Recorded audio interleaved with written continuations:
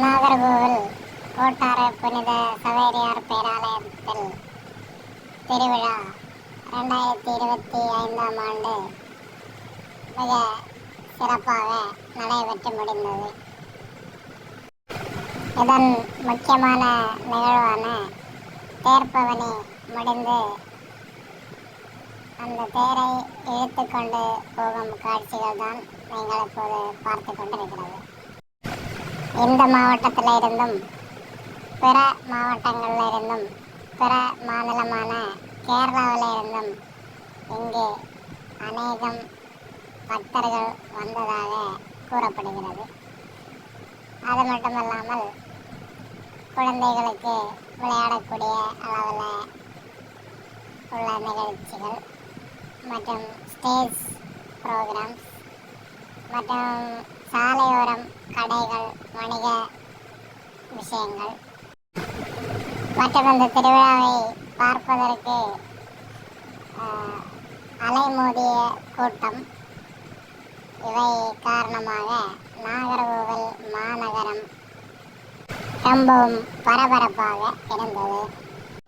அது மட்டுமல்லாமல் local holiday இருந்ததனாலேயும் சிறு குழந்தைகள் முதல் பெரியவர்கள் வரைக்கும் கூட்டம் அலைமோதியது. இந்த பேராலயத்தை பற்றி பார்த்தால் 1544 கட்டப்பட்டது அப்படின்னு ஒரு மாதிரி சொல்லப்படுறாங்க. கிபி 1542ஆம் ஆண்டில் மறைபரப்புக்காக இந்தியாவிற்கு வந்த சவேரியார் 1544ஆம் ஆண்டு பூவாரிலிருந்து பள்ளம் என்ற கடற்கரை ஓரம் வசித்து வந்த முக்குவர் இன மக்களின் சுமார் 10,000க்கும் மேற்பட்டோரை கத்தோலிக்க கிறிஸ்தவ மதத்துக்கு மனம் திருப்பினார். அன்று வணிக நகரமாக இருந்த கோட்டாரில் மனம் திரும்பிய மக்கள் வழிபடுவதற்காக ஒரு சிறிய மாதா கோவிலை திருவிதாங்கூர் மன்னரின் உதவியோடு நிறுவினார்.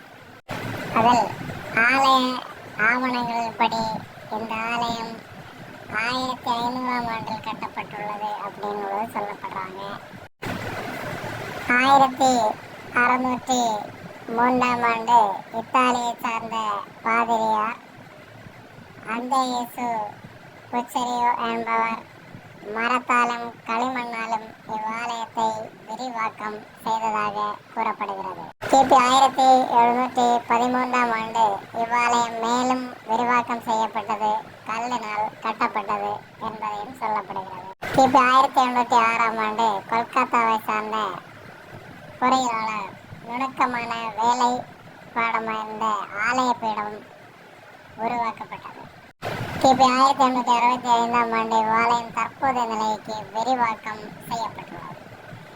மே 26, 1930 அன்று இவ்வாலயம் கொல்லம் மறை மாவட்டத்திலிருந்து பிரிக்கப்பட்டு கோட்டாறு மறை மாவட்டம் உருவாக்கத்தில் போது பேராலய நிலைக்கு உயர்த்தப்பட்டது. சவேரியார் இந்தியாவிற்கு வந்த 400ஆம் ஆண்டை ஒட்டி கிபி 1942ஆம் ஆண்டு மணிக்குண்டும் லூர்து மாதா கெவியும் திறந்து வைக்கப்பட்டது. கிபி 1952ஆம் ஆண்டு ஆலயத்தை மேலும் சிறிது விரிவாக்கி சவேரியார் கட்டிய மாதா ஆலயம் கோவிலின் உட்பகுதியில் வருமாறு மாற்றி அமைக்கப்பட்டது. இவ்வாலயம் சாதி, மத, இனம் மற்றும் மொழியை கடந்த பல்லாயிரக்கணக்கான மக்கள் ஈர்த்து வருகின்றது. இவ்வாலயத்தில் நவம்பர் 24 முதல் டிசம்பர் 3 வரை எல்லா ஆண்டுலையும் 10 நாள் திருவிழா நடக்கிறது அப்படின்னு சொல்லப்படுறாங்க. தேங்க்யூ ஃபார் வாட்சிங்.